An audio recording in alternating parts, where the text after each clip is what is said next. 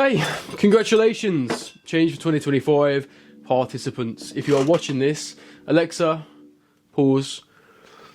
We can't let them know that we're listening to video game soundtracks while we record or while we perform some work, because that's a bit fucking lame, isn't it? Final week. Cheers, everyone. You've made it. If you're currently watching this, that means you have made it all the way through change for 2025 and you are on the final week. So, cheers. Alcohol free, in case you didn't know. You see the balloons behind me? It's just been Valentine's. It's also just been my best mate's birthday. So, within the last week, there has been some alcohol consumed. Right before, I'm going to educate you and explain how to manage your lifestyle and habits. Balance. We're about balance here. So, that's what we're going to do. Where's my little notebook? Let's get this up. So, there's a lot I want to cover today. It will be a little bit more short and sweet, perhaps, or it might be a little bit longer, depends on how much I waffle for, than the other trainings. And that is because this is a really difficult sort of thing to convey a message of. Coaching somebody on a mindset and a lifestyle side of things is like, it's the hardest aspect really of training. Most people, when they first get into training, they think it's the training that's hard. Well, they then realise, oh, it's the following, the eating that's hard. Well, they then begin to slowly over time realise that the process itself is fairly simplistic. What is difficult is following the process consistently and well enough for a long enough time to then see results from it. That's what's hard, is managing your mindset, because ultimately, for 99% of you, right, whoever's watching this right now, it is not any kind of actual genuine logistical excuse that is the reason why you can't get a result. The reason you can't get a result is because of you, right? And that is like a pretty straight to the point, pretty aggressive. It's not to say you're not good enough, but you in your current state is not good enough because, hear me out, again, it's not a personal attack. If you were, you'd have already got the thing that you're aiming to achieve, right? Right, just that is kind of in and of itself a fact. Okay, now you might already be in the process of changing. I'd hope that you are, because you're now 4 weeks into a change for 2025 program, so you're a lot closer to the person, to the identity of a person that can get a result. But we are going to dig in just a little bit here, again, not with the same depth that I would do with the sort of one-to-one coaching team, or not with the same breadth, because I can't give you that much, obviously in a free coaching sort of exchange. But we are going to jump into it, and I'm going to go over kind of the basics for you. So, very, very simply, in the beginning, let me pull up the old loom, because we're going to have a look at... Oh, fucking that's a bit close. Let's put you back over there. Beautiful. Because we are going to go into some basic time management skills, how I basically lay out my week, because one of the biggest excuses that we hear as coaches, and it is just that as an excuse, is that we don't, so a person doesn't have time. And I'm going to obviously break that down for you. So 3, 2, 1, boom. So on screen you will see what is essentially my outline for the week. Now I really, really hope there is nothing embarrassing on here. There we go. Straight off the bat, Manscape. It's got to be done. It's important, you know. If we look a little bit through, so we've got some basic things on here. So, how you manage your time week to week, right? A lot of us kind of just go through life. There's a lot of us that don't have a lot of structure. We aren't, particularly organised per se, the way that we kind of manage our time and how we set things up. A lot of us kind of just go through the motions. I would say it is important, whether it is digital the way that I've got it now, or whether it is on paper, there is some method by which you essentially have, listed out, or you can visually see what is expected of you each week, what your sort of responsibilities are, what you need to do, to-do lists, okay? There is essentially two sort of main ways that people kind of manage their time, and they can kind of do what they need to within any kind of time frame. What I used to do was just basically block out time, right? So I might have check-ins here. I might have script content here. Yeah. Script content, whatever that means. Okay, what time is it now? It's 8 o'clock now. So let's say maybe shoot training here. Yeah. Now, for some people, this works, yeah? So you would have, again, whether you use Google Calendar, I would just suggest using Google Calendar because you can access it then from anywhere, right? So you can access it from your phone when you're out and about, you can access it at home. Again, you can have physical calendars if you wish, but when you're out and about, if things come up, you might not be able to change it on the go. I would just basically get familiar with Google Calendar. One thing I do want to obviously preface by saying is the more you do this, the better you get at managing this, and you also get closer to what works best for you. Okay, so what I used to do is time block, yeah, so I might have work here, as some of you know, I still work a part-time job, whilst obviously managing and trying to grow the business, right, so I'm a busy bee, so I might have work shifts here, part-time, I might have content shooting, basically I'm going to start blocking out the time in the week, right.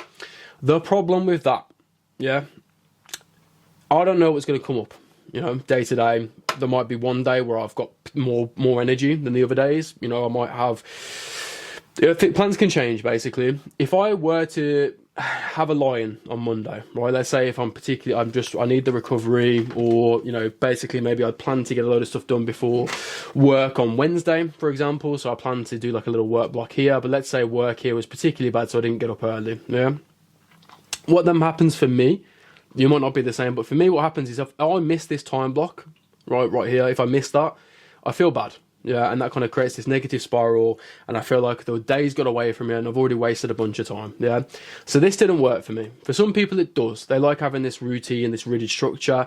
I'm ADHD brain-esque, you know, like sometimes I'm hyper-focused, other days doesn't work so well. So for me, these to-do lists, right, so here we go. I've got food prep after this. I've got basically this training that I'm shooting now. Check-ins, and the week's content has actually already been done, so we can basically tick this off here. You know, at the end of the day, I've got basically all these little kind of to-dos, all these systems, yeah, and we're going to get into systems a little bit more in a moment, because that's basically how we can save you some time, take away some kind of decision fatigue, so you're just not overwhelmed, right? But I've got my systems here, my to-dos, I'll add things to these lists. If I get done ahead of time today, I can start taking stuff off the plate tomorrow, you know. And there's a few things that I can do, right, and to keep on top of things. So I've done very well in the start of this week. So today I've both done all of my check-ins and actually edited all of my content for the coming week. Everything that comes after is easy.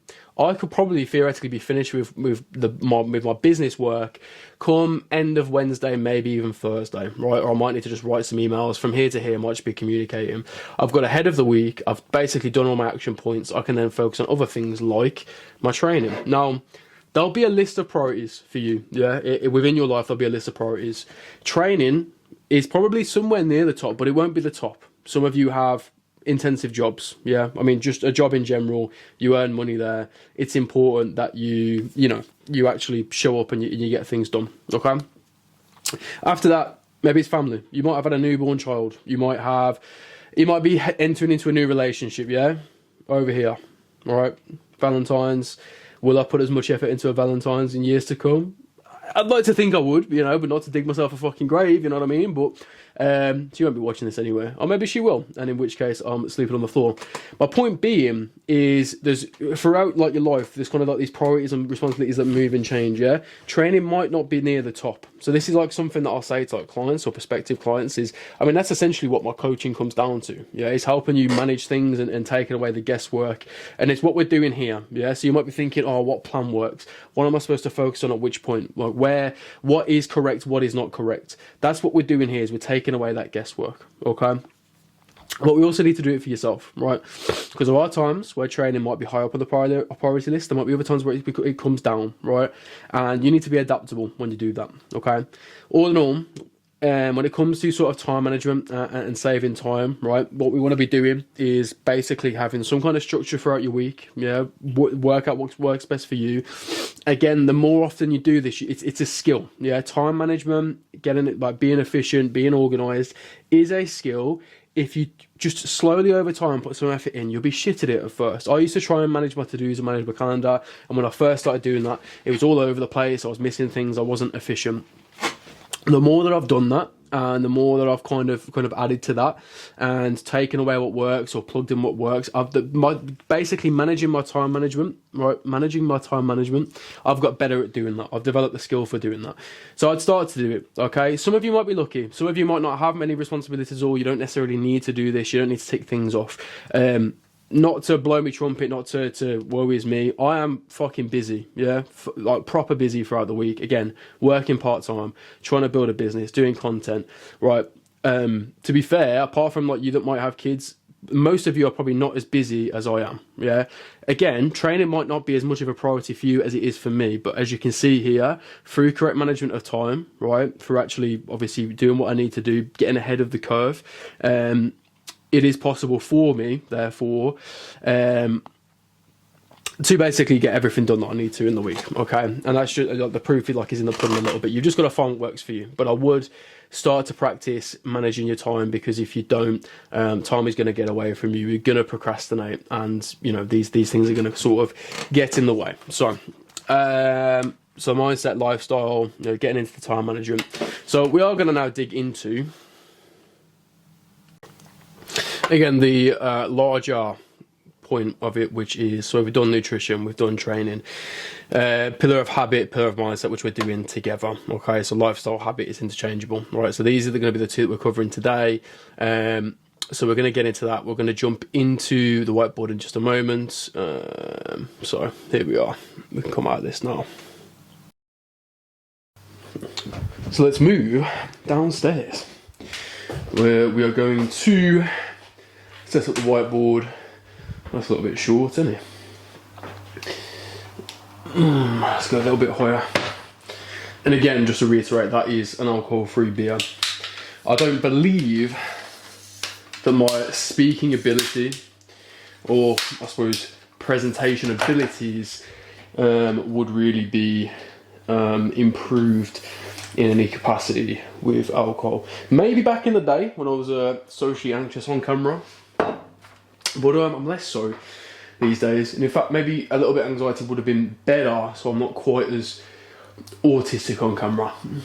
Mental health, anxiety and depression is this. You get what you are focused on. So if I keep talking, you're on.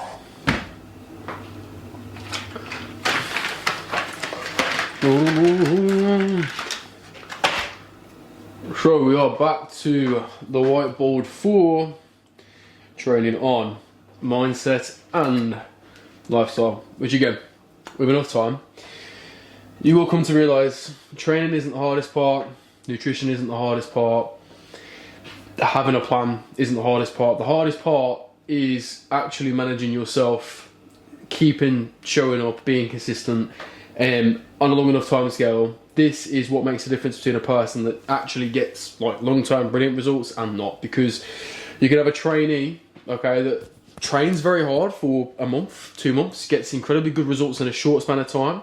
But if that is then followed by a 4-month, you know, binge of just fucking shit, then, you know, they're basically back at square one. They reverse their progress. That goes basically, I mean, the top and bottom of this is knowing that the plan that you're following is not just going to work, but it's also sustainable, right? So you've actually got to want to follow it. But if it is sustainable, okay, or it is simplified to an extent and you're still not following it, that to me rings alarm bells, right? So under the bracket of time management,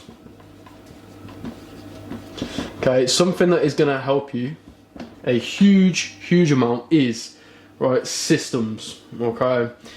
It's going to sound incredibly fucking boring, right? And some of this is incredibly boring, but boring delivers results, so we're going to follow what's boring. All right, let's get some kitchen towel so we can break this down nicely. Jesus, it was wobbly. My God, so in a nice green colour, can we see this? Yeah, we can see this. What we have is goals, right? Okay, so we have goals. Your goal might be, can we see that?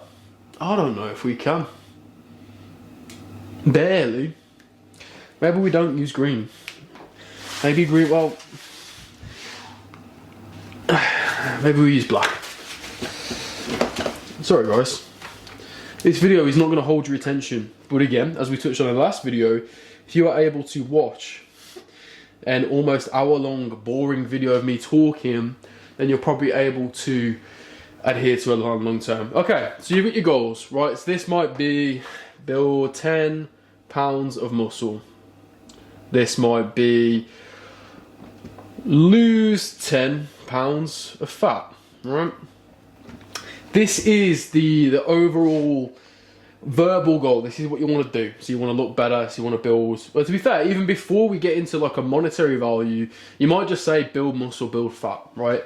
After you come to that conclusion, what you might think then is, okay, so I want to build another 10 pounds of fat. I want to put on, 5 kg or whatever it might be. Maybe you're a little bit fat, right? Just put it as bluntly as possible. And you're thinking, right, I want to trim down, okay? What you then do is set kind of like maybe a numerical goal, or you've kind of got a rough timeline. A lot of people don't even get past this stage. For a lot of people, they just say build muscle, lose some fat, right? But we want to be a little bit more methodical in our approach, right? So we know we want to do this. So from our goals then, what we come up with is a plan, right? So this will be do these training sessions, follow like this diet, whatever it might be. And then off the back of the plan, we've got the process, okay? So we know exactly from the plan, which might just be a written thing, like I'm going to train 5 days a week, we've got maybe the exact specifics. So you're going to train chest on a Monday, or not too fair, not even that far. You might just say training push-pull legs, yeah? Then, once we've got the overarching goal, which we turn into a plan, we turn into our process. After process comes systems, okay? And systems are great because they take away the need to make choices, okay? As long as you just submit to it and you adhere to it, they make sure that everything needs doing, basically that everything that you need to do in order to make these goals happen, happens, right? Because if you just say, I want to build muscle, but there's no plan, there's no process, you don't know when you're going to do those things, the likelihood of it happening is just sort of, that's like me saying, I want to make £1 million. I want to make £1 million. I'm just going to work really hard. There's no real plan, there's no method there. I know that's what I want to do, so I'm going to try and do it, and I just fumble around in the dark. So an example of a system, okay? I know that I've got Monday night, Wednesday night, Friday night free, right? So I write myself a 3-day plan, and I know that within that 3-day plan, I train push on a Monday, just as an example. I train pull on the Wednesday, and I train legs Friday. This is scheduled. This is put into the calendar. This is written down somewhere. I know that's what I do. I don't get to Monday and think, do my training today? I'm not really feeling it today. I think I'm going to train tomorrow, Tuesday. That is resistance. That is bullshit, is what that is. What we are going to do is follow the system. It says we train on Monday, therefore we train on Monday. Right, okay, the goal is to build some muscle, right? So I know I need 3,500 calories, okay, per day on average, and I need 200 gram of protein, let's say, right? So these are the targets. So, as we would have spoke about within the nutritional training, I need to break that down into a plan, into a process, into a system, okay? I could just track my food each day and track up to 3,500 calories. That works perfectly fine, right? But then I've got a lot of decisions to make in the day because I'm trying to decide, okay, right, I've had 2,000, let's say it's like 6 p.m. I've already had 2,000 calories. I need another 1,500. Let's say I'm at 150 gram of protein. I need to find another 50 gram of protein somewhere. You're making decisions. All the while you're making decisions, you're using up willpower, okay? As the day goes on, your willpower generally declines. That's kind of how it works. And, by the end of the day, you might not be making good decisions, right? So instead of just saying, I've got this target, what I could do is I've already written out a meal plan that I just follow, right? Or, okay, I've got a meal plan that I follow, or I've at least got maybe some rules around what a meal looks like. Plenty of protein source, limit the high caloric density, maybe I just get rid of snack foods, whatever it might be. That's the system. I don't eat snacks, I don't eat fried food, I don't eat dessert. That in and of itself is a system. If I've got a meal plan, again, I could cook that food every day. That's an inefficient system. What I could do is cook once per week on a Sunday. Let's say, for example, if Sunday is your quietest day, that's what I do. On a Sunday, I shoot all my content, and then I will cook on the evening. But I cook once per week. That food is then frozen, which then means it's always ready to go, okay? I know every single day, I don't have to decide what I'm eating.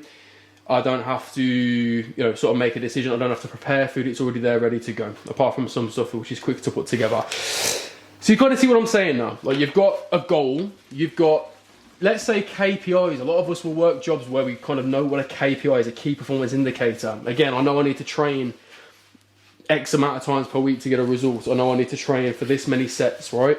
All you're doing is you're taking what is required, okay, to get the goal, to get the overarching goal that you're looking for, and you're breaking it down into manageable steps, the plan, the system to follow, right? Because if you just know what to do week to week, day to day, right, it's already planned out, it's already written down somewhere. Again, my meal plan is written on the inside of the cupboard. I just follow it. I don't need to make a decision. There's no real conscious effort gone in. I don't need to really use up too much mental capacity. Systems are fucking great, right? An example of a business system that I do. The new non-negotiable for me is to try and get all of my check-ins done on a Monday, and I try and get all of my content done on a Monday. Sunday, as I've just said, is a content day. I shoot all of my content, yeah? Well, not all of it, a little bit. I do a home shoot midweek as well, right? Or, well, this is a one-off because this is a training for you guys' course. This is extra work than I usually do, so this is on a different day, okay? I'm not making excuses, that's genuine, okay? I don't want to hear you in the comments. Jake doesn't take his own advice. I do, most of the time. And then, to be fair, I'm going on a tangent now, but this goes without saying, you don't need to be perfect, right? I actually just edited a video today being Monday. Edited a carousel, sorry, I am going on a tangent, but I will come back to the point. I did a carousel today, which basically says you don't need to be perfect. And actually, that's something that I haven't really said just yet. I probably will touch on towards the end. You do need to hold yourself to a certain standard, and you do need to come back to standard if you've had some time away. But if you do fuck up, right, or you do have to do something that, like, basically life throws you a curveball and you have to go off plan, that's absolutely fine, right? There are times where there is a genuine reason to come off plan. You don't need perfect. My new little slogan is, you don't need perfect, you need good enough for long enough, right? And if shit does come up, don't let it take away from you, you know. But anyway, coming back to the point before, systems, Monday, checking content. What this does is it frees up time, yeah? Because what I used to do is it's just, right, I've got to do this. And I'm kind of sat there on a Monday, I could be writing emails, I could be recording trainings, I could be scripting content. There's so many things I could do, right? And it's the same for your training journey. I could train tonight, but I could train Tuesday. I could train Tuesday, but then actually I really just can't be fucked. I want to just push all my sessions into the back end of the week. The back end of the week comes, your mom's not feeling well, the missus hasn't seen you for a while and she wants to go out for food. Things come up, right? If you have a system which gets things done early, you're organised, you're efficient, this frees up more time, right? Jocko Willink, right? Discipline equals freedom.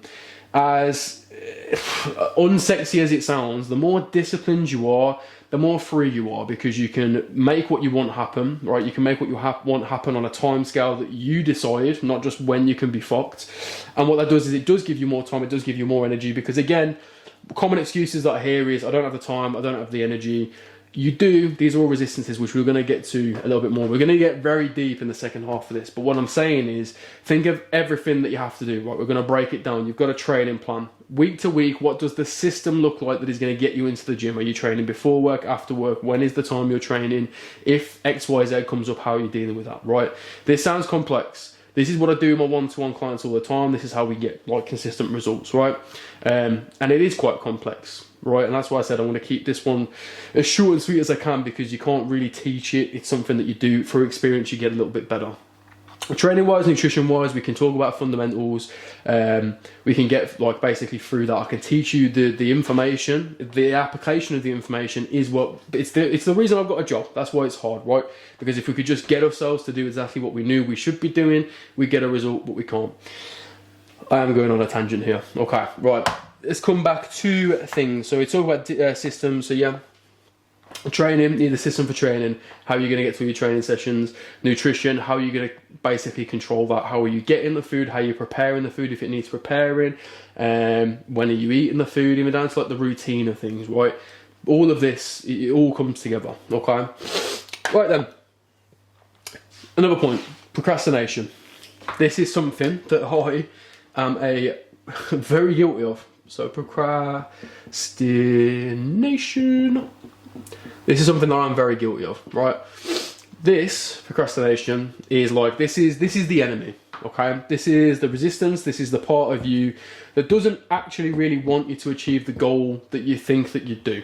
More on that in a moment, because you're probably sitting there thinking, no, I do want this. It's just, I get tired or whatever it is. No, this is one form, and there are many forms of resistance that stops you from doing what you need to do to get towards your goal, right? Procrastination is, it just basically ruins everything, right? Because you put off things until the next day, right? You really need to learn to conquer procrastination, okay? And whatever excuse comes up that basically excuses your procrastination, most of the time is bollocks. It's just bollocks, right? There's a Stoic quote that basically talks about the fact that if you regularly procrastinate or you regularly push things off to the next day, there's a degree of ignorance there. And what we mean is you assume that tomorrow you'll have the energy, or you'll have more energy than today, so you'll be willing to do it. Tomorrow you'll have more time than today, so you'll be willing to do it. You always assume that the grass is greener in the future. Oof, that's a good quote. But it's not, right? Because you're probably going to feel exactly the same as you did today. Nothing really is going to change. This is the same argument, right, that I have with people, or like a client that maybe says, like, now is just not the time for me. There are situations where that might be true.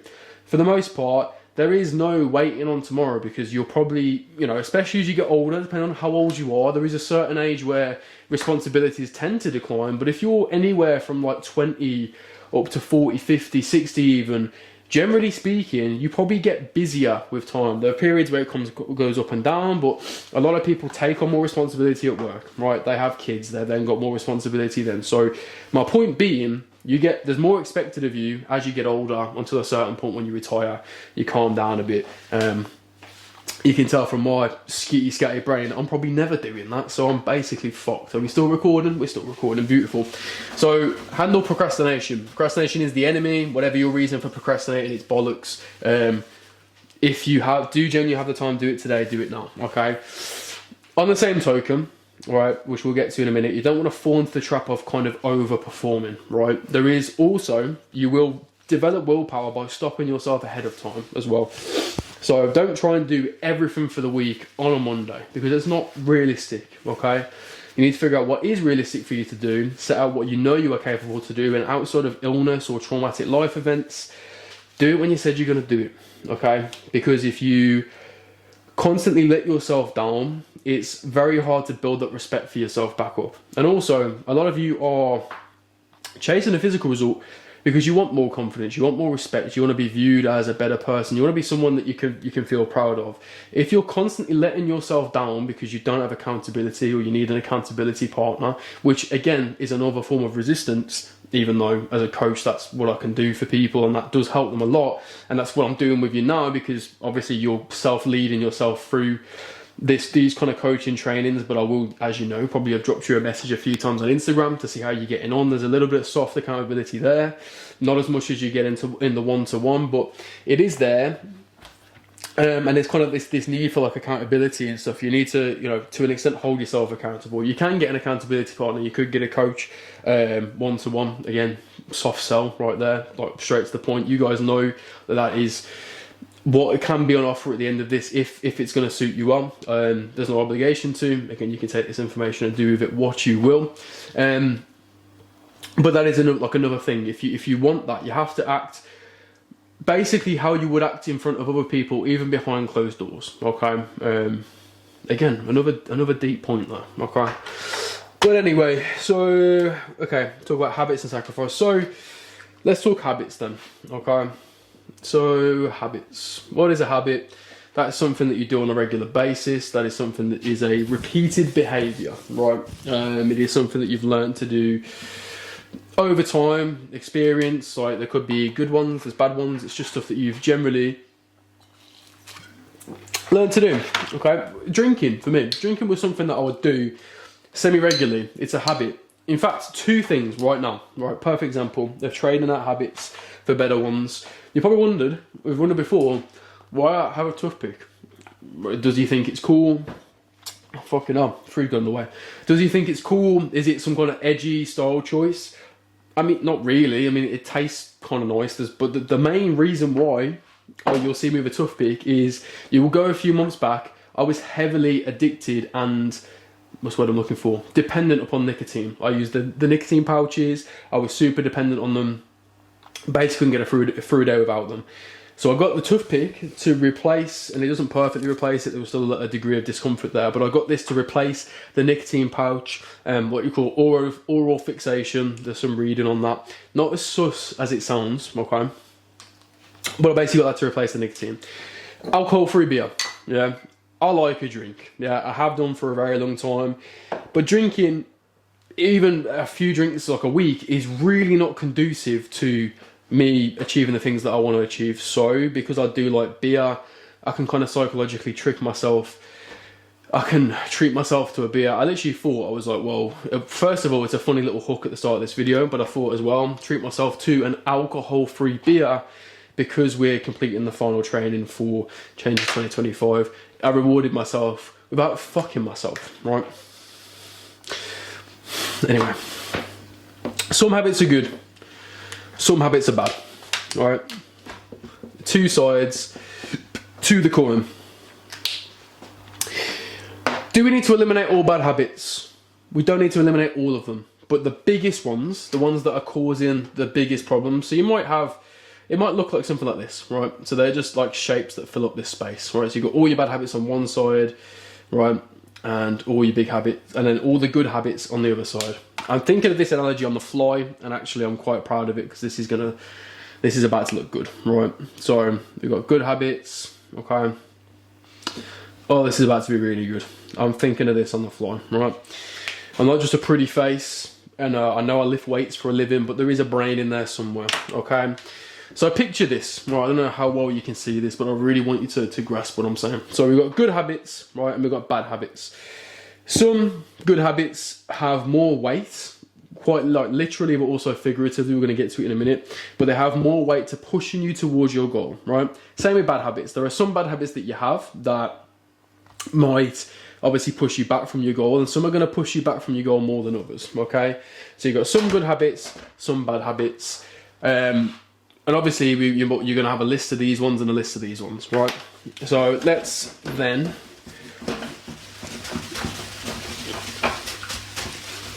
picture this in a way that's going to be quite easy to understand, right?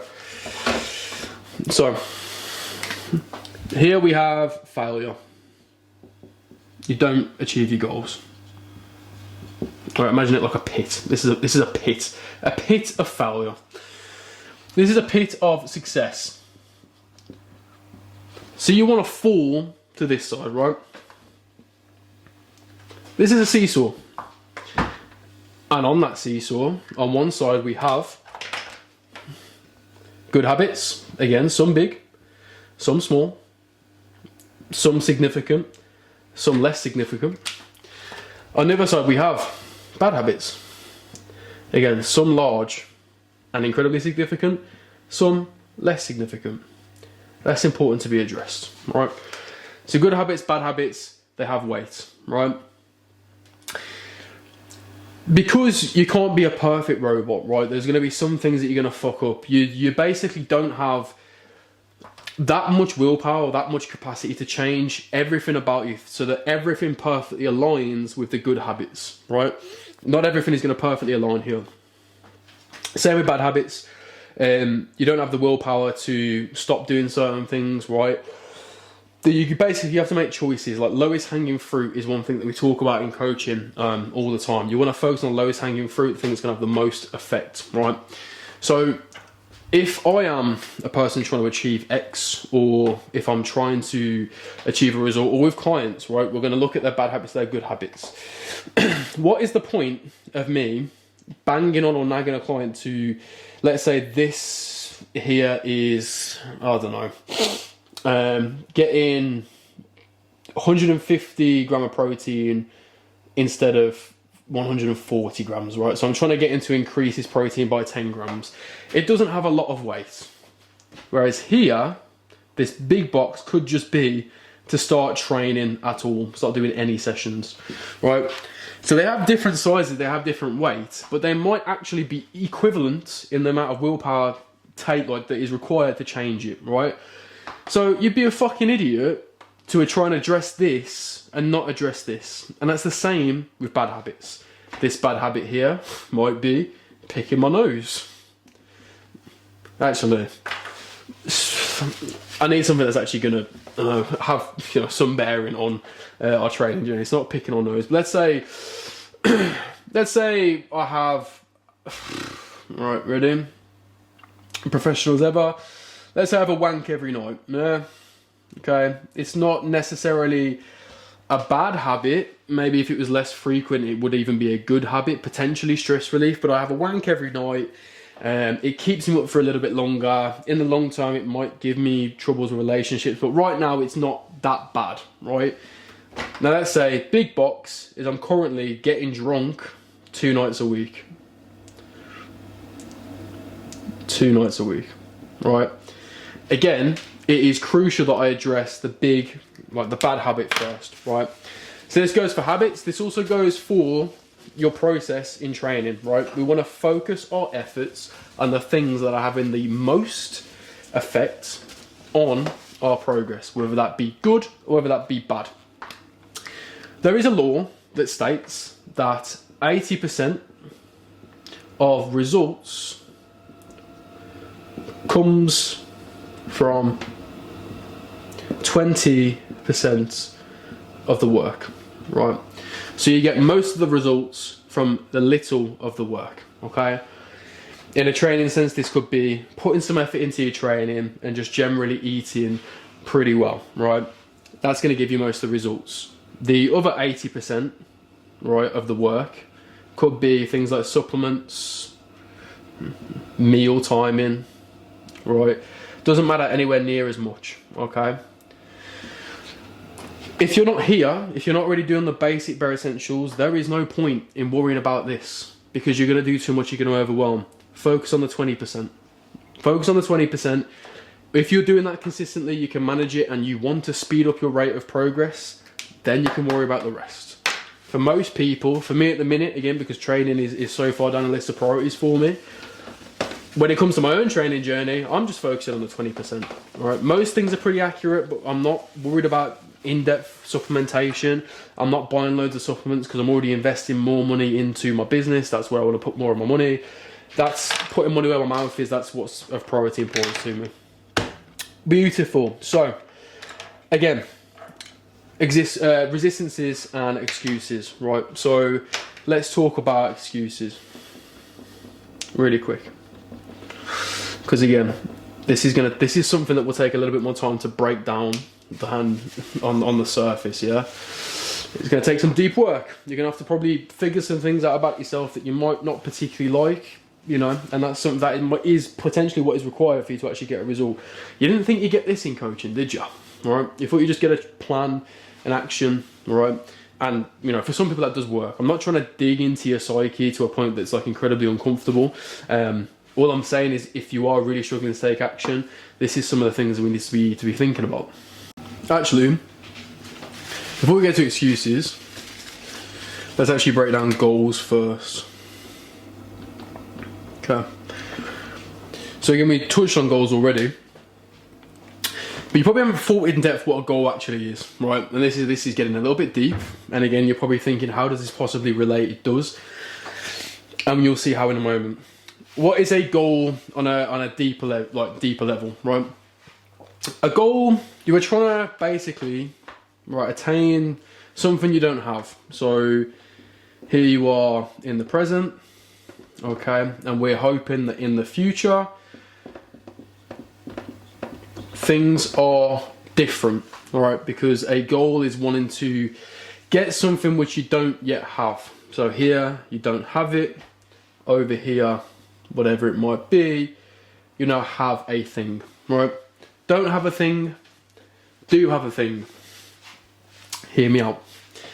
So, in order to achieve a thing, right, this is basically a call for change.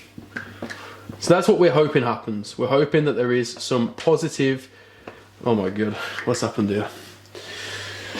Where it is, oh, it's in my hand. You can tell I'm thinking and I got ADHD. Not diagnosed, but potentially. So it is a call for change because we want things to be different than they are at present, okay? However, most goals are positive. There are some goals that are basically, to be fair, I mean, when it comes to training, there are some goals that actually there is a negative motivation for it. To be deep, you hate the person you see in the mirror, right? When I first started training, I was incredibly insecure. I was incredibly socially anxious. I was scared of everything, of everyone. I felt weak. I felt little. We're not going to go into a therapy session for me because I've been there and resolved those things, right? But for some of you, you might be in that, okay? So there is negative motivation and sometimes things get so bad that you just either you break or you have no choice but to change, right? So, yeah, you can either break or you've basically got no choice but to change. But most of you are in this weird middle ground, right? You say you want a thing, right? So you say you want X.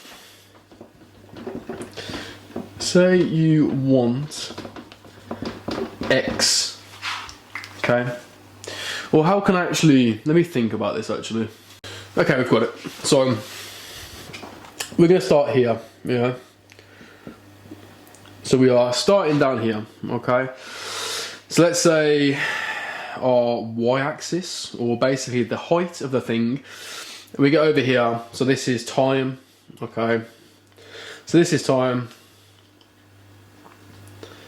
And this is progress towards the thing. So let's just call it progress, okay?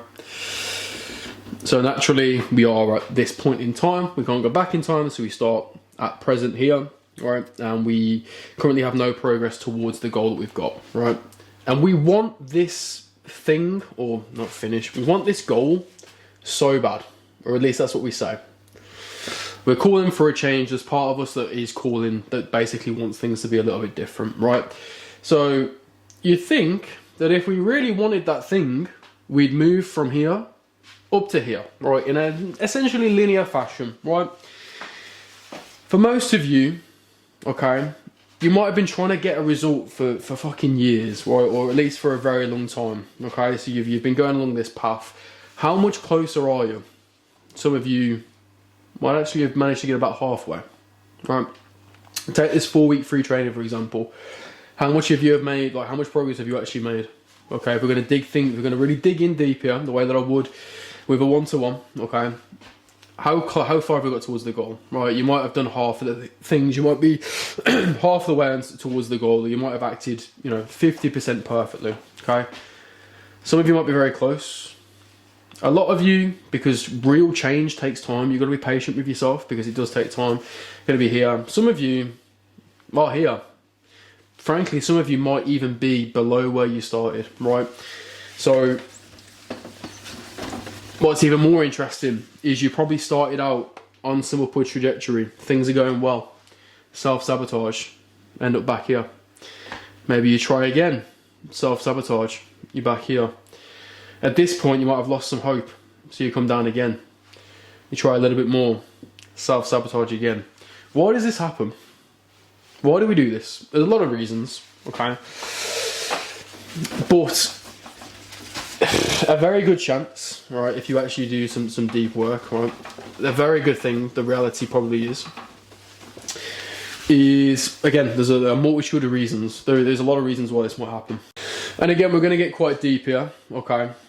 So this is a journey that I went through in my own training. So in my training journey, I basically went through this, but at the time, I didn't have it explained. Like I didn't actually understand why I would self-sabotage or why I couldn't achieve a result. Currently, kind of working through and I'm kind of untying the knots as it comes down to my work, my coaching, in terms of business. My coaching has been good for a while, like a while of time.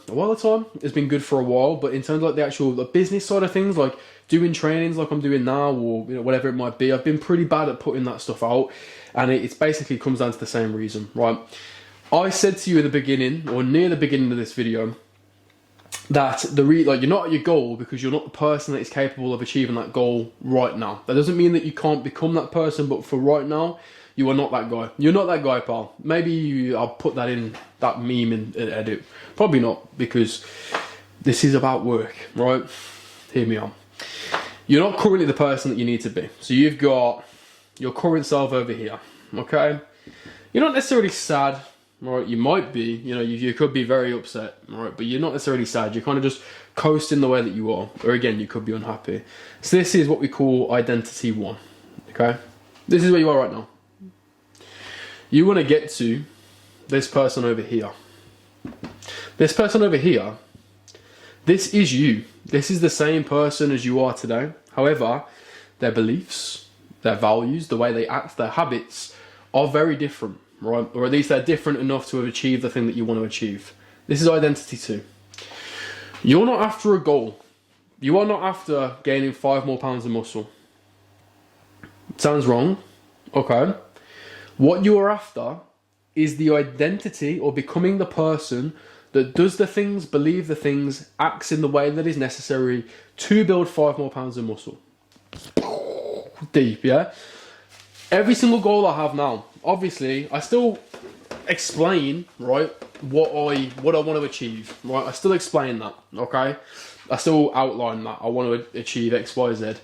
But what I'm understanding is that I've got that thing written down, explained to me, but what I'm actually chasing on a day-by-day basis isn't the goal itself. What I'm chasing is the identity and the systems of the person that is capable of achieving that. Because, on a deeper level, and this goes for training, it goes for work, it goes for anything, things can happen in life that can tear certain material or things away from you, right? If you are that guy that can get it again, you never have to worry about falling off the wagon, right? Having to take time off, being sick, having other things that come up, right? You know, illness, whatever it might be. You don't have to worry about those things ever taking you off course again, because you are the guy that can reproduce those results again and again and again. I created that carousel earlier today, and in that carousel, that's basically one of the points that I made, is I still make the same mistakes that you guys do, like my clients do. I still make the same mistakes that you guys do. However, because I am the person that can just keep reproducing, it doesn't matter how many times I fuck up, save for really traumatic life events, like I'll lose my legs or whatever it might be. Even then, I'm still training upper body. Do you know what I mean? In fact, I can skip legs for free then. Dark sense of humour, doesn't matter. I'm still a guy that can reproduce those results, right? So you're trying to move from identity 1 to identity 2. In order to move to identity 2, right, identity 1, in a way, okay, needs to die, right? Identity 1 needs to get X'd out. Identity 1, who you currently are, does not want that. And they are clinging on, they are fighting for dear life, right? Because they see this change. They know that right now you're currently surviving. And this goes back to monkey brain, yeah? So you, your monkey brain, your primal brain knows that as long as things are okay, as long as you're alive, you're fed, you're sheltered, you've got food, you've got water, which most of us in the first world, as hard as things can be, all of those things are taken care of pretty well, yeah? They're taken care of pretty well. We've got shelter, we've got everything else. If you kind of psychologically know those things and you've got an identity that, as far as you know, has repeated that, they don't want to be get X'd out. They don't want to get rid of, right? Because most of the things in life, most of the quality things, okay? Take a sip of beer, alcohol-free beer, to get those cold going. Again, this is something I had to change. I wouldn't say I was definitely never an alcoholic or someone that abused alcohol, but it was definitely a weekly occurrence. And it's something that I've had to basically really pull down and really limit. Anyway, getting aside from the point, it doesn't want to. So what does it do? It plays a very clever game, right? Because you've got your conscious brain and you've got your subconscious brain. Your conscious brain being the kind of voice in your head, the thing that's trying to figure things out. Your subconscious on a deeper level, right? So your subconscious brain is going to throw up, you guessed it, excuses, right? There are so many of these. I don't have time. You do. I don't have energy.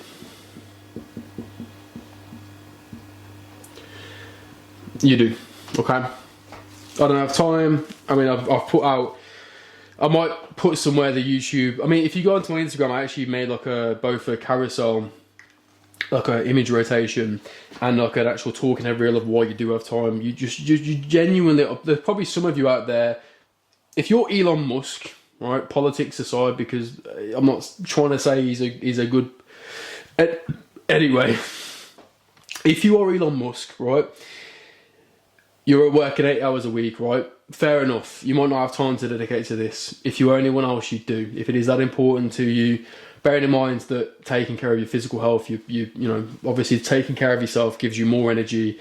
If you've got more energy, you've got more time, because generally saying I don't have time is actually an energy problem, and then we still get to the same place. You have time. I don't have energy. If a saber-tooth tiger fucking spawned into your room right now, are you going to run as fast as you can to get away from it? Yes, you are. I don't know like how many stories you've got, but the human's ability for resistance and survival is way higher, way wider than we think it is, right? We get home from work, oh, I'm so tired, right? I used to have health anxiety, right? In this example, I used to think, oh, I didn't have the energy, or I was handling too much stress, I was undergoing too much, right? And I thought that undergoing too much, this is as crazy as I had it, so if I can come back from this, you can come back from this. I would get up out of bed in the morning, right? And from standing up, right, out of my bed in the morning, and I would basically sense within my body, I would sense that my heart rate increased, right? A normal thing, right? You stand up, when you're not at rest, you start moving around, your heart rate increases because you need the oxygen supply basically to move around. There was a time where I would stand up out of bed, I would notice an increase in heart rate. This would make me anxious, which is then a negative feedback loop to where I'd feel, basically my heart rate would go up again. Then I'd get more anxious. Cortisol is flowing into my bloodstream. Before I knew it, I was in the middle of a panic attack, my heart was pounding. I genuinely believed at a certain point I could not get up out of bed, because if I got up out of bed, my heart rate was going to increase and I was going to have a heart attack and I was going to die, right? Crazy, okay? That's the extreme example. Most of you don't think that way. However, most of you probably do think, oh, if I go train tonight and I wake up tomorrow at work, I'm going to be really tired, okay? Which, to be fair, might be true. For the first session, you do another session, you will survive that day of work, by the way. The next time you go, and the more that you train, you increase your energy, basically you increase your stamina, you're going to recover better because you're getting fitter over time. It's a positive feedback loop, it's a positive upward spiral, yeah? You do have the energy, okay? And other examples could be like procrastination, yeah? So you procrastinate. What you don't realise is, again, as we spoke about earlier, procrastination is actually your subconscious trying to put resistance in, trying to limit yourself, right? Next is not having the knowledge. I just don't know enough. I don't understand. Yeah? There was a study on, can't remember where it was. I'm going to be paraphrasing, but there was a study somewhere, and basically it was about the maths ability of students and how well they performed in maths, and it was basically closely linked to their first experience when they were learning maths, right? If they had the thought of, I don't have the knowledge, right, this would basically snowball. If I wasn't gifted at this, another one, right? I don't have the genetics. Have the genetics. Another one, my metabolism's fucked, right? Your metabolism is not fucked. You can lose weight, you can gain weight. I don't have the genetics. You do. I don't have particularly good genetics. I genuinely don't. If you go back and see how I looked when I first started training, how I look now, and the length of time, considering how much of a priority it has been in the past, that's taken me to produce the results, I have pretty, at best, bang average genetics, yeah? My point being, right, anytime any excuse comes up, I do not care what excuse it is, right? There are rare situations, right? A family member is dying in hospital. Are you going to go and train arms? If you answered yes, what the fuck is wrong with you? Of course you're not going to go train arms, right? Your wife's just had a kid. Are you going to go to the gym and train chest? I think we should answer no to that. Just in case my missus is watching, the answer's no, right? I think. outside of these like extreme examples, right, I'm too tired. I don't have the energy. I don't have the money. Some of you are like fucking going Costa most days of the week, yeah? Some of you are buying shit that you don't need to impress people that don't give a fuck, yeah? You're saying I don't have the money. You're not. You're just choosing to put that time, put that energy, prioritize something else, right? And you might think that maybe then I can't get the result. Yeah, it's not for me. And that's true because, as we discussed earlier, you are currently identity 1, but you need to become identity 2, and to become identity 2, identity 1 needs to die. Right? Deep. Deep, deep, deep, deep, deep. And I've realised this about anything, right? Again, going back to my social anxiety, I touched on in a minute. There were so many beliefs and just crazy delusions that I had about the way that the world functioned, and the only way that I was going to get out of those was through challenging those beliefs, like putting like a consistent effort into challenging the way that I think, challenging my excuses. I would have, again, I'd like touching on it again, like panic attacks like every half an hour of the day, right? I'd just basically spend the entire day in panic. I thought I was dying. I thought there was something very wrong with me.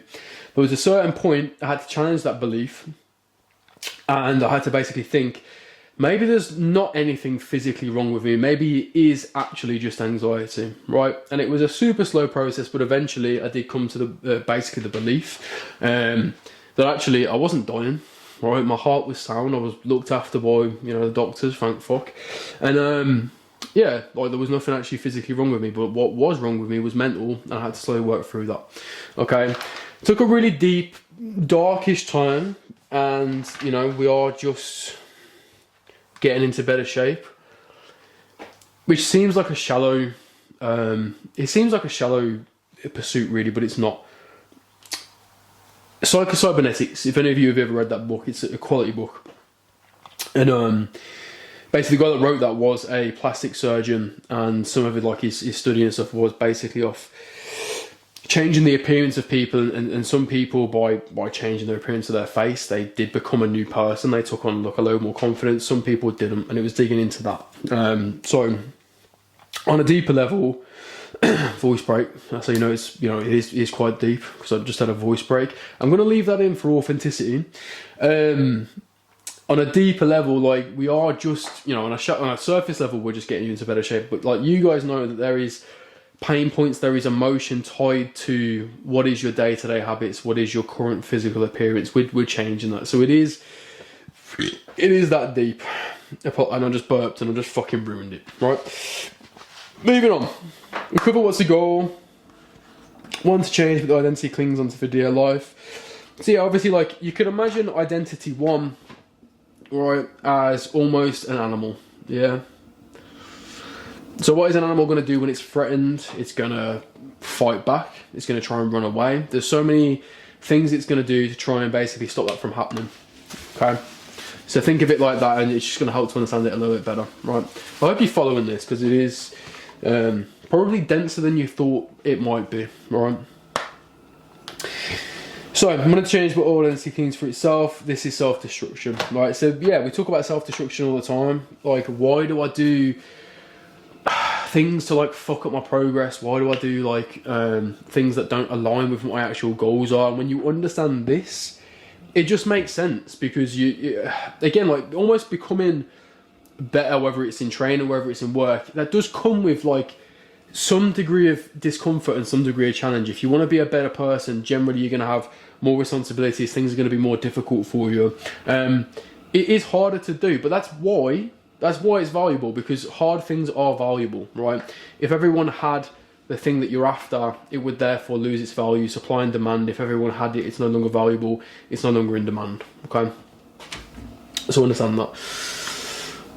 Okay then, right. I'm going to come into another thing, another problem, which is really a problem in today's society.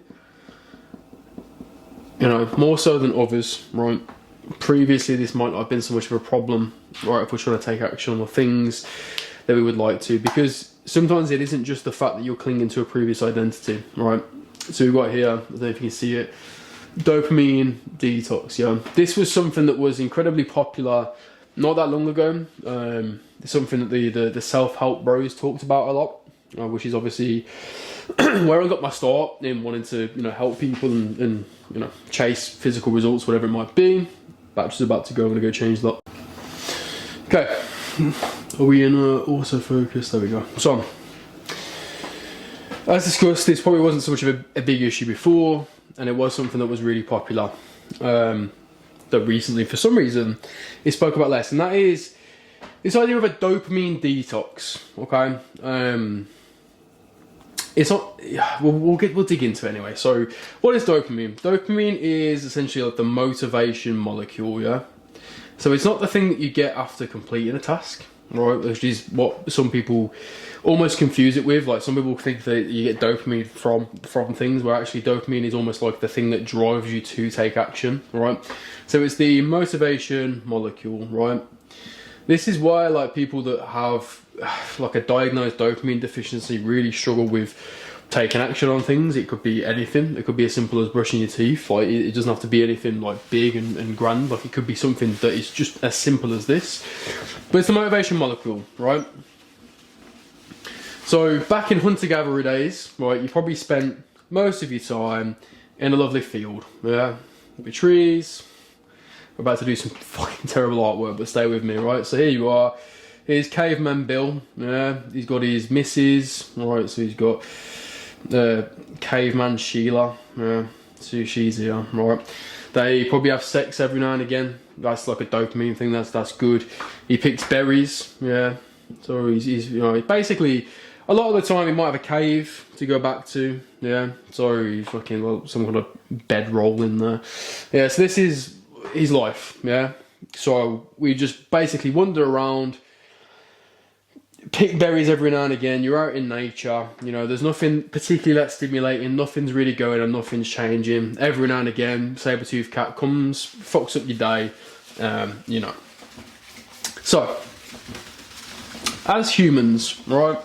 Again, getting incredibly deep, right? We got big old brains, yeah. So we've got these big old brains, okay, that are probably a little bit too smart for their own good, because technological evolution, right? If we put this like in the shape of a light bulb, yeah. So if we talk about basically the brain's evolution moving forward and the technological evolution moving forward, the brain. Biology evolves slowly, right? So it's kind of in this slow trend. Things are changing. We are evolving a little bit, yeah. If we look at technological evolution, as you know, it's exponential, meaning it started slow, but as time goes on, it gets very good very quickly. So what's actually happened is we've become almost a slave to technology, and we can talk about wider systems, politics, capitalism, the endless pursuit of more money.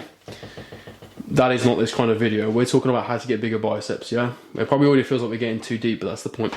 My point being is we are currently, yeah, we're glued to our mobile device, right? Open your screen time. How many of you have horrendous screen time? I know I do. I mean, I know I work from my phone, but I have pretty bad screen time. There are so many sources of high dopamine these days, right? So not all dopamine is created equal, right? Just follow the process. What minute are we on? 3 minutes. I'm sure it's not too long, right? So we've got. How will we describe this? So you've got obviously monkey brain, yeah. Barely developed over time. What was stimulating the kind of reward mechanism right before that worked is basically been hijacked by this high stimulation that we see in the modern age, right? So you've got, how do I describe this? High stim, and we've got normal stim. Right, so let's make some examples, yeah? High stimulation, which is theoretically bad. Porn, right? You didn't think it was taking this turn, but it is. I just want to make sure you can see that. Porn. Something, again, a lot of coaches ain't going to talk to you about your porn consumption. I might address it if that's something that's become a problem for you, if that's an addiction, you know, if that's something that somebody is communicating, because that's the raw, honest conversations that I have. I'll be real, right? And I don't know how many people are watching this. This is a little bit uncomfortable for me to talk about. I had a porn addiction, right? For a long time. I really struggled with porn, which made real sex difficult, right? Because it wasn't as stimulating. I wasn't motivated to go out and find partners, because from being an early teenager, I started on this, yeah? Why am I going to go date a woman? Why am I going to go spend money, have to step out of my socially anxious shell, when I can just watch porn? I can get off that way. Example. Another example. Junk food, right? Hyper palatable, loaded with fat, sodium, sugar. Think Domino's pizza, McDonald's, right? Let's say, I don't know, fruit, let's just say like fresh whole food meal, right? You can still make it taste good, of course you can, and it's still rewarding to consume, but it's not as rewarding, not as rewarding as the junk food is it? You know? Another example is, let's say, work. Okay? I am actually finding work more rewarding of late. How has this changed? I've taken away nicotine. I stopped playing video games. Yeah? Again, to go like deep on my example, right? I was always a very academic kid at school. When I got to college, I started drinking, started over-consuming caffeine, played around with nicotine. Basically got addicted to video games, got addicted to my phone. So where basically my gifts in academic, it basically coasted me through, you know, like college to some extent, but especially like secondary school, nursery, etc., it was no longer enough to perform as well when I got to, obviously, like the exams for college, etc. So this was basically my problem, right, as I got on, because I just couldn't be fucked anymore, you know? Over here we've got video games, and let's say scrolling. Ooh, just about fit that on. Right, so you see there's what is a normal amount of stimulation, or like a normal amount of like motivation to complete a task, and then you've got over here what is like hyper stimulating, like that basically is gonna like really, well, this is what it's gonna do. Let me show you. So let's think about like where your dopamine baseline is, right? So let's say in a person that isn't addicted to certain things, isn't addicted to video games, whatever it might be, let's say this is like level of dopamine. Yeah. So for a normal person, well, I say normal, for somebody that is lucky enough to not be a slave to technology, which I've been plenty, this is all, most of what I'm talking about here is from experience, because I've definitely been this person, right? Normal level of dopamine, we're somewhere around here. Yeah, so this is where you get kind of the novel stim, you find work rewarding, this is your baseline, yeah, so this is where it sits, you get enough motivation and enough of a dopamine drop from normal things to basically then get the motivation to go and perform them. What the problem we have these days is most people in society are somewhere up here, right? So this is the amount of dopamine required to get you motivated to perform a task. You wake up in the morning, you don't want to work. You don't want to go train, you don't want to go exercise, because what you want to do is you want to play video games, you want to eat shit food, you want to jack off, you want to watch porn, you know, you want to scroll on your phone all day. But this is a seriously big problem, right? How do we address it? You want to slowly over time, and again going back to the habits thing, is try and remove lowest hanging fruit. Try and remove certain things, or try and at least put things in place that stop you from engaging with it so bad. One thing that I do is phone out bedroom at night. Now, to be transparent, I haven't been doing this recently, right? But it's something that I want to bring back the habit of, because it stops me from staying up late, and it also stops me from sitting on my bed lying in bed in the morning and not getting out and doing work because I'd rather just sit in bed and scroll on my phone, right? Other things, right? Cutting out snacks and junk food. It's not just good for your waistline, it's also good for your mental health. Something that people don't talk about. And junk. It's good for a lot of reasons. It's good for your physical health, it's good for your mental health. Not just because it can help with this sort of motivation to actually do the things that are actually rewarding and important in life. But obviously, in both a psychological and a physiological sense, you know, it's going to obviously make you more unhealthy, and when you're more unhealthy, your brain doesn't work as well. Yeah. So throwing out bedroom, cutting out snacks and junks, right? Limiting tech, right? So this is in terms of scrolling on your phone. This is in terms of video games, like anything that is highly stimulating, you know, to utilise. To be honest, I'm going to put no FAP, which is something that a lot of people would have known about at some point. It's not necessarily no FAP, right? Because masturbation can, in some respects, be healthy, especially if you're using the power of your mind and you're basing it off memories. But at least no porn, yeah, because that thing cannot be. I mean, to be honest, there's really not much good about it, especially because what generally tends to happen, same thing as before. You watch some pornography, you get used to that. You're watching it all the time. It's not as exciting. So what do? You watch something a little bit more extreme, and then when you get to real life sex and you're asking your partner or the person you're engaging with real sex with, why can't I bring in 3 midgets, a horse, and do a double backflip into, you know, and they obviously respond to that ridiculous request with absolutely the fuck not, and you're confused thinking, well, why not? Dopamine detox, that was your fucking problem, yeah? Alright. This is where we get to real quick dopamine loading, yeah?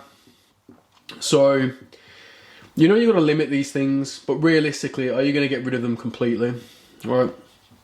Drinking alcohol, that's another one. Okay, I'll talk again, like recurring theme through this.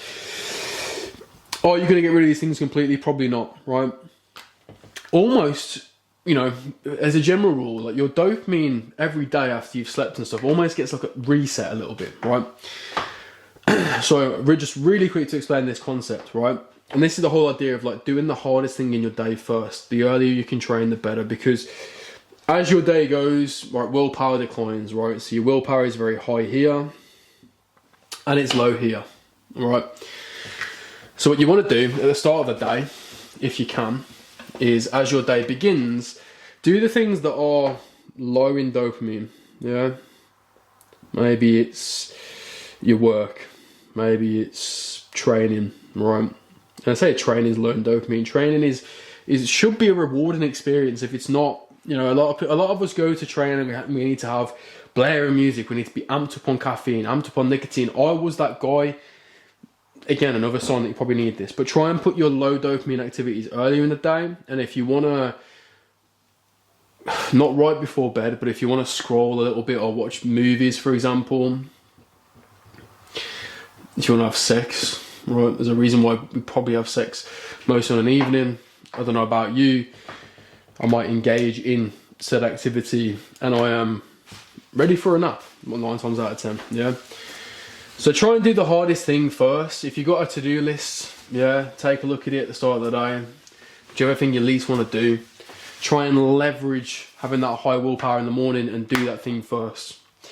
You won't always be perfect at this, and you don't need to be. Again, we don't need to be perfect, we need to be good enough for long enough. And if you can do that, you'll be alright, okay? So, final thing really I want to touch on, or final couple things really, is, okay, so now to the future, yeah. Okay, on a very serious level, there's, again, sort of like, what is a good future, what is a bad, and I suppose in the middle is somewhere okay, right? And you can apply this to anything that you want to achieve in life, yeah? We're getting really deep now, okay? In order to get to what's good, right? So we want to move up towards what's good, okay? This is going to require a lot of pain. Not always a lot, but some degree is what I should say, because it depends on what your goals are. Yeah, you might not have crazy goals. All you want to do is lose a little bit of weight. It's not going to take that much pain and discomfort. All you need to do is eat less, move more. As controversial as that sounds, but you need to basically tackle a couple habits around your eating. You need to increase your activity. You'll lose some weight. That's good. It's a little bit of pain and discomfort because you've got to use some willpower. You've got to put together a plan. You've got to follow it. You've got to show up to the gym when you probably don't want to. So it's going to take a little bit. But the more good your future is, unfortunately, right? Generally speaking, the more pain and discomfort in the beginning, at least, you're going to need to handle, right? Because anything good that's worth having, or any kind of conventional, thing of success, right? Or being in shape, which most people value, is hard to do, because therefore it's hard to do, it's valuable, because if it wasn't, we spoke about that anyway. So it takes some kind of pain and discomfort. Anything that is sort of just okay requires just, it's nil, right? It's nothing. You're going to basically be in the same place you are now, and most of you are probably okay with that, right? Deep down, like, again, subconscious, your current identity does not want to change. You want to stay where you are, so it's okay. Bad, yeah, right, again, I'm going to basically let you in on a little bit of the old Jake Law, right? In my history, I've done drugs, for example, right? There's a lot of things that I did in the past, which at the present time, at the now, was very enjoyable, right? What's that quote? The path to hell, we are getting very deep. The path to hell feels like heaven. Okay, and that is a very real quote. Kurt Cobain, too much pleasure is pain. I didn't realise that rhymed. By saying his name in the quote, it actually rhymes. That's pretty cool. The path to hell feels like heaven. Yeah, MDMA. I've done MDMA X amount of times in my life, let's say, right? It's a very good experience. Whilst I'm doing that on a weekend, how productive I'm going to be in the week? Probably not very, okay? Pornography addiction, right? Every time I engaged with that, felt amazing. But I was heading towards a worse future, yeah? And it depends on the magnitude of what it is you want to, achieve. Training isn't the most hard thing in the world, but you need to accept that in order to achieve something worth achieving, there is going to be some degree of pain, discomfort, yada, yada, yada, okay? And you need to embrace that, you need to really understand that, and you need to accept that, okay? And if you can do that, if you're willing to do that for whatever your goal is, and that's the beauty. Like, generally speaking, obviously, if you're like a normal functioning human, like, the amount of pain, yeah, when compared to the goal, right? It's what we would call, it's directly proportional, yeah. Basically, it's equivalent, right? So the higher this is, so if what we want to do is going to require 3 times the pain, generally speaking, as long as you're doing what actually works, the goal of the success is going to be 3 times bigger, right? So just understand, for those of you, again, wanting to lose a little bit of weight, get a little bit more toned, right? Just accept that you don't need to be perfect, right? You're going to put a little bit of effort in, you're going to change a couple of things, and you're probably going to see good results, right? Some of you that are more like me, right? We see Batman, right? We see Instagram influencers, we see YouTube influencers, we see this crazy physique, which for the most part has probably been built by steroids, right? We're just going to say that out there. But you want to be genuinely jacked, right? A great example is, a person that I love on YouTube is Kino Body, right? Gregor Gallagher. Interesting guy. Take that aside. He's been natural, stayed natural. Like, his physique is attainable. Yeah, I truly believe that he is natural. He's a natural athlete. Yeah, his physique is good. It's fucking quality, right? However, It's taken a long time. It's taken a lot of sacrifice. He's had to find the ways in which to do that, okay?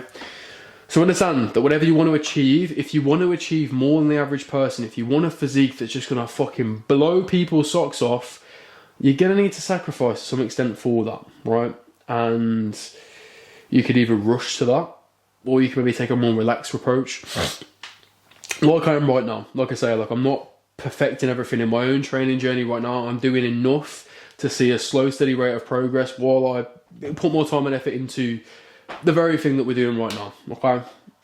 So, ultimately, that's what makes it worth it, okay?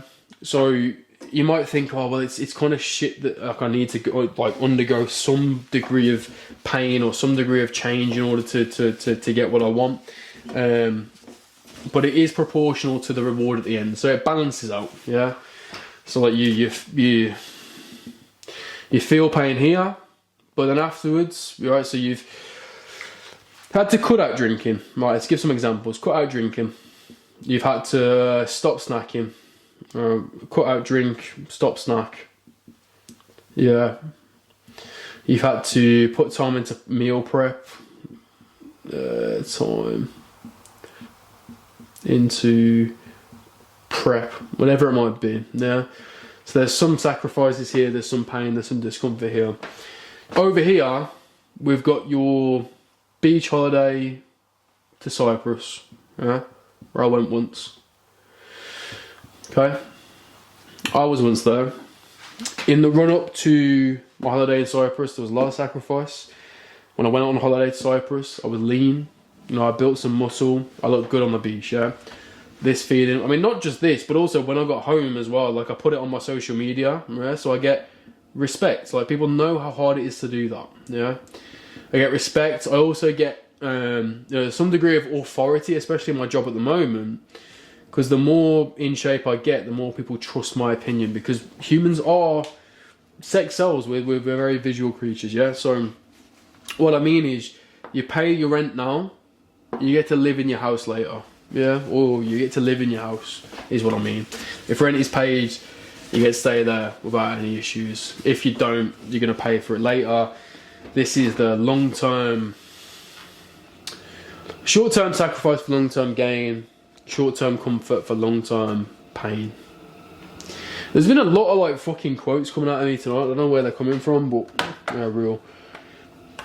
Maybe I'm just spouting bollocks. Or if you think I'm just away with the fairies, you might do, but I'd like to think that this is resonating with you, because if I'd have kind of had this explained, so just if I'd have had this explained to me back then, I'd have understood a little bit more. Like, it's just so hard to understand sometimes why we just keep like fucking up, and why we take actions that don't align with what we thought we wanted, and we just you know, it's one of those. Is my mic still on? I hope it's still on. Yeah, it's still on. So it just helps you to understand yourself a little bit better and put these things in motion. We started this video talking about basic time management. We've ended this video on a very deep note. Yeah. Lastly, alright. Do I do this? This is it's a bit woo-woo. We do this anyway. Alright. So this is a quote from Jordan Peterson. Again, politics aside, yeah. This is just something that he said once, that to be fair, I think if everyone could do a little bit more, we'd all be a little bit happier, or we'd at least all be on a better path. Alright. I'm going to unveil this in just a moment. Okay. So, treat yourself like someone you're responsible for caring for.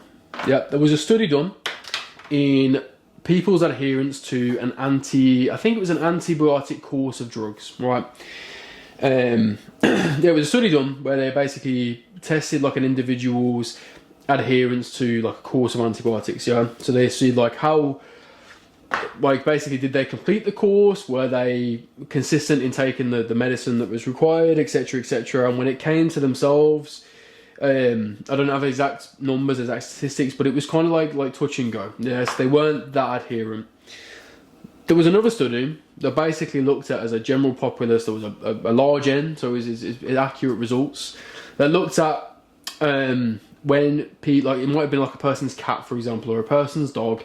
The dog or the cat became ill, right? And they also were prescribed the course of antibiotics. And it was looking at basically the level of adherence to somebody giving their dog or their cat antibiotics.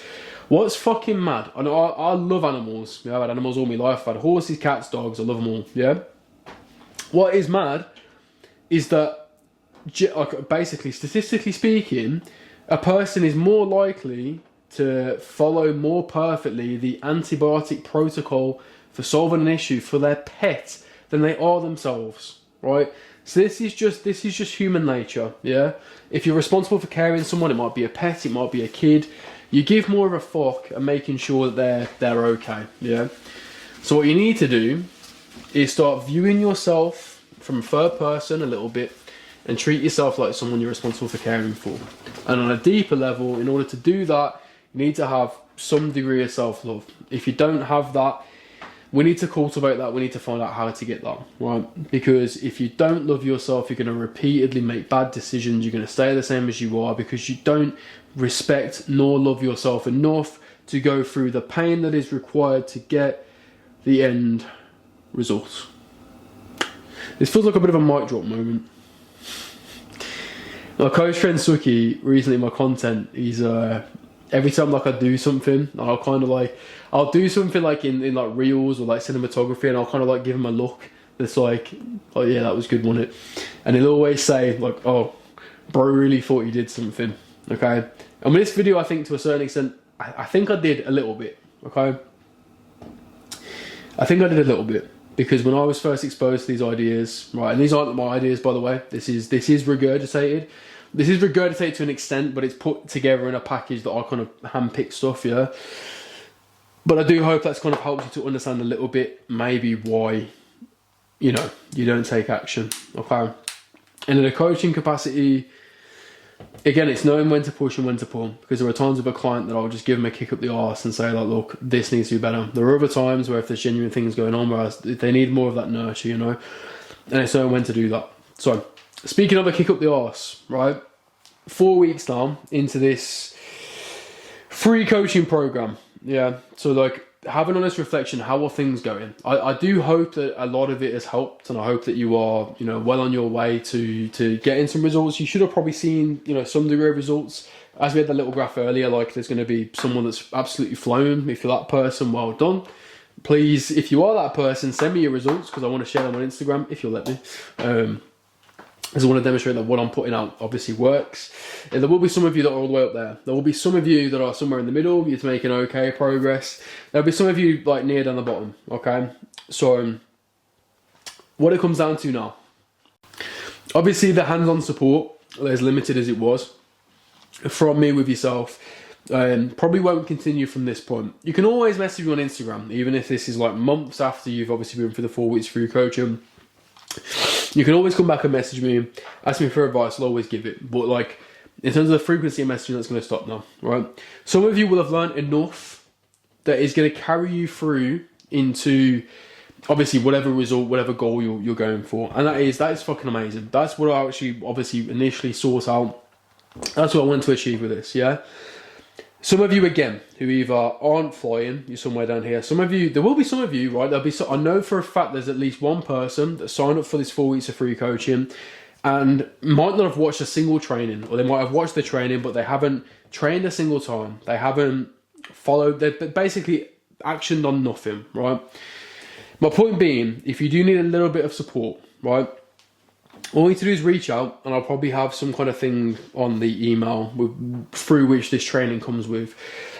What we need to do is reach out, okay? And we're going to have like an honest conversation, okay? This is going to seem like a bit of a hard sell, right? And obviously there is some sales aspect to what we're doing here.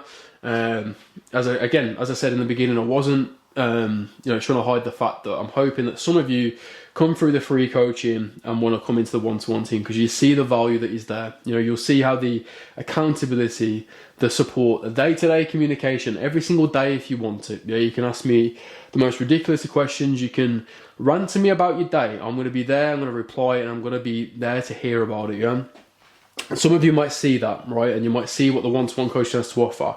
A personalised plan, personalised, you know, nutritional, obviously protocol, whether that's meal plan, whether that's tracking, whether that's just intuitive eating, okay? It's personalised to you. Week to week, again, addressing of your habits, going on a deeper dive. Most of you probably will have been shocked by what you've seen in this video, because you've probably, there's, not to toot my own trumpet, there's not a lot of fucking coaches that are doing like this work, yeah, that are digging into the psyche as much. And some of you won't need it, yeah. Some of you have perfectly adhered, and what you just want is a plan that's going to work a little bit better, so you can progress a little bit better.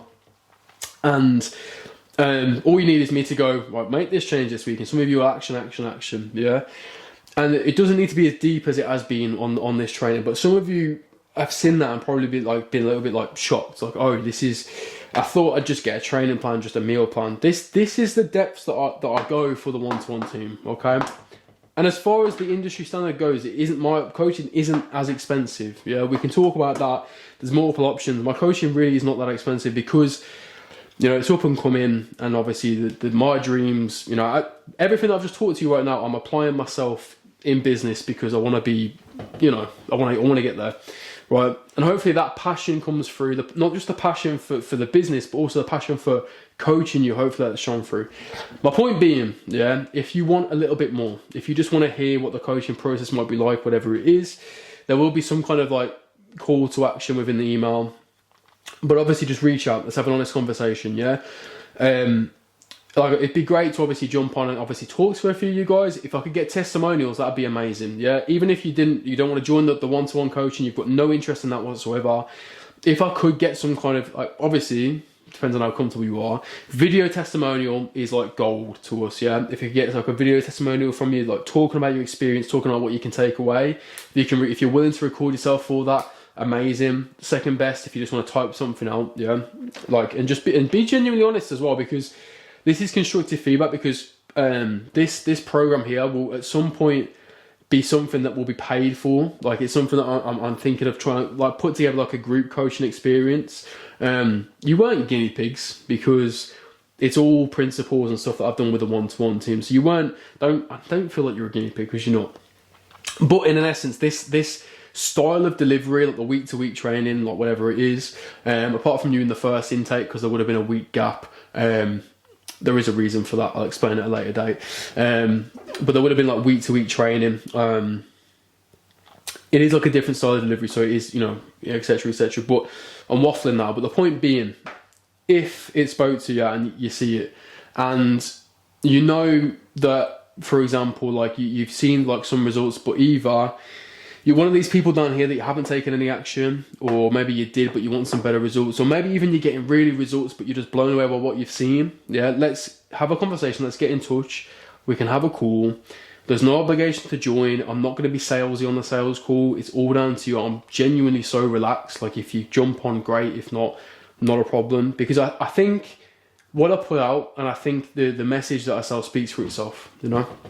So hope it helps. Absolute fucking pleasure to have you on board for this last 4 weeks. And again, yeah, obviously reach out if you need to. Any kind of testimonial. If any of you are willing to do a video testimonial, I don't know what I'll do.